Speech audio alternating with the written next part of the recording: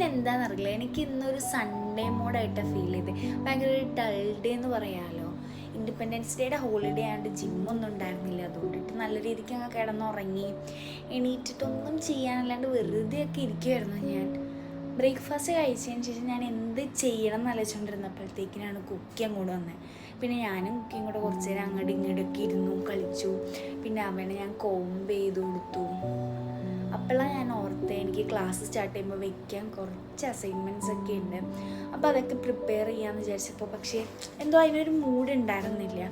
പിന്നെ ഞാനത് അവിടെ നിർത്തി വേഗം നെറ്റ്ഫ്ലിക്സ് എടുത്തു. കുറച്ച് നേരം സീരീസൊക്കെ കണ്ട് അങ്ങനെ ഇരുന്നു, ഡ്രാമാസൊക്കെ കണ്ടു. അപ്പോൾ ഇന്ന് ഇത്രയേ ഉള്ളൂ. ബാക്കി നെക്സ്റ്റ് വീഡിയോ കാണാം. Tata, bye bye.